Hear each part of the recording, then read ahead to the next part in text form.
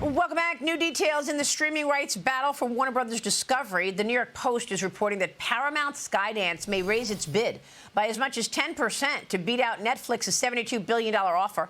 Sources say that Paramount Skydance founders, the father-son duo Larry and David Ellison, quote, are not going to be jerked around. The Post, writing the raised offer, which amounts to nearly $86 billion, would easily cover the $2.8 billion breakup fee, which is worth about $1 a share that Warner Brothers would face if it nixes the Netflix merger.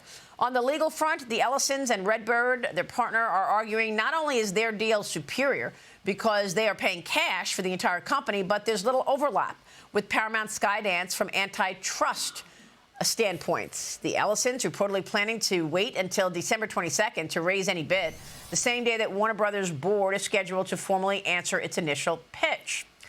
Todd Piro, when you look at these two deals, obviously the Paramount deal is richer, and if they raise it again, it's going to be that much richer.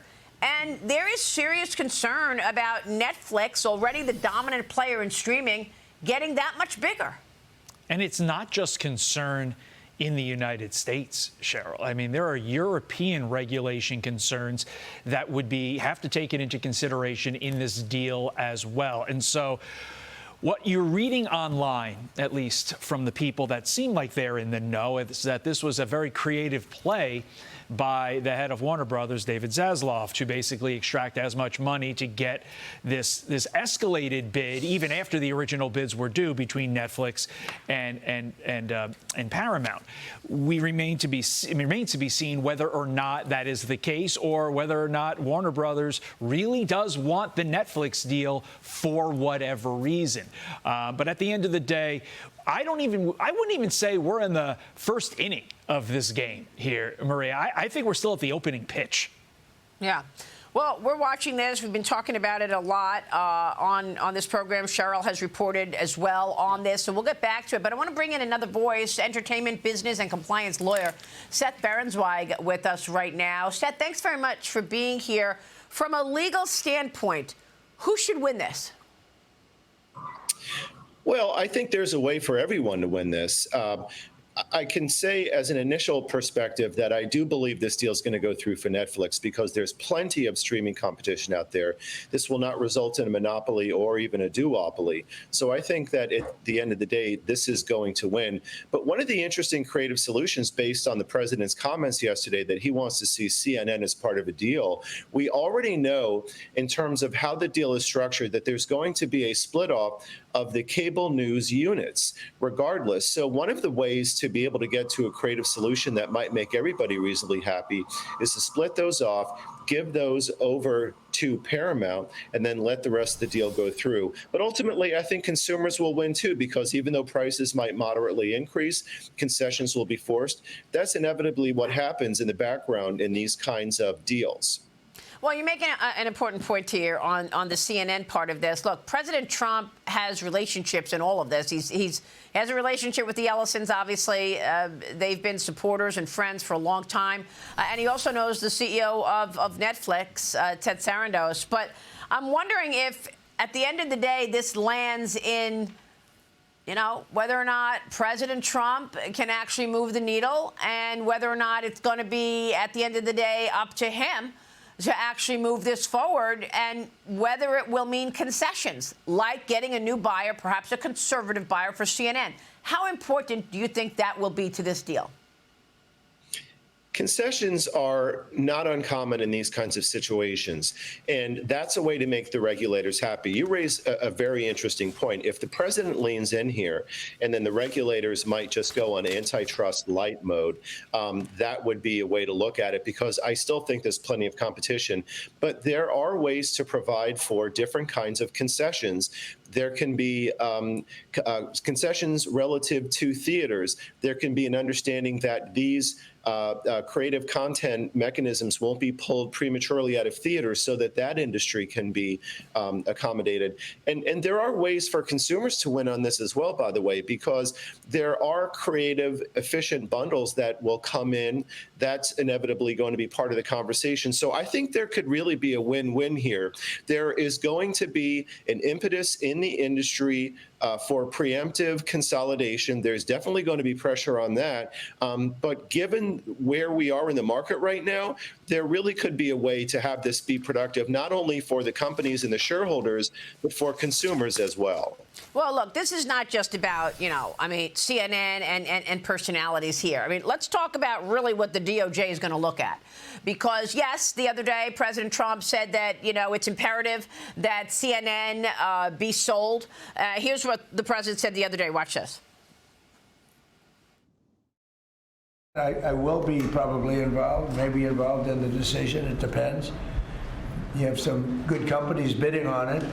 I think the people that have run CNN for the last long period of time are a disgrace. I think it's imperative that CNN be sold, because you certainly wouldn't want to put people, just leave those people with some money, good money, and CNN. So I wouldn't want to see the same company end up with CNN, the same company with money, because right now they don't have too much money. But they have value, I guess, based on the bids. They've got value. But I think CNN should be sold. I mean, look, Seth, you can read into that any way you want. The New York Post called this, quote, a signal that Trump prefers an offer by Paramount Skydance to purchase Warner Brothers last week after the bid from Netflix came in. But when you look at actually what the DOJ is actually going to be focused on, that's what I really want to get to, because streaming is an enormous business. That's where the growth in this media is. And the DOJ is going to examine whether consumers will actually, at the end of the day, face higher prices. Do you have one dominant player, Netflix, Warner Brothers, so dominant that they will be able to raise prices on consumers at a time that President Trump is focused on affordability? He's not going to like that. That's one. Key in this pricing bundling analysis is also whether YouTube, which is the #1 viewership on connected televisions, and traditional pay TV service actually discipline and actually impact whether or not Netflix will be able to raise prices. And then there's, are they going to withhold Warner Brothers content from rival video distributors? These are all things that the DOJ is going to look at. And you weigh in where on all of that? I like the president's perspective on this. I think it's really, isn't it refreshing to have a president that is able to provide actual substantive input from an M&A perspective here in Washington? It's very refreshing, and I agree with him. I think that there's a lot that can be done. The more that the president leans in and sees a mechanism to a clean deal, the more he's going to encourage the regulators to let this through, which I think it should occur, because that's what we talked about in terms of where we are in the streaming industry. But if you take a look at David Ellison at Paramount, he's already done some good works on this. I know that sometimes he gets a little bit knocked because he's perhaps younger than some of the other CEOs in this space. But look what he's done with CBS and with the Free Press. That could be a very positive impact. So when you take a look at the aggregate of all the factors that are coming into the marketplace and all the drama that's increasing here in Washington, just yesterday, not only did President Trump chime in, but we learned that the House subcommittee on antitrust is going to be having hearings in January. The temperature in the room is going to heat up.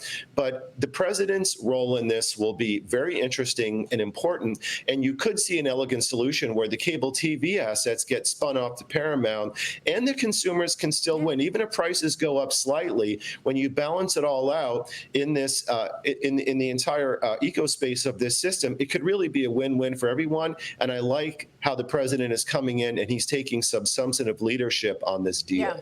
Well, look, if Paramount would do that, if Paramount would actually accept just doing, buying CNN and the networks, because the real gem here is the streaming business. And by the way, they're also going to look at content creators, because I remember the Penguin Random House merger.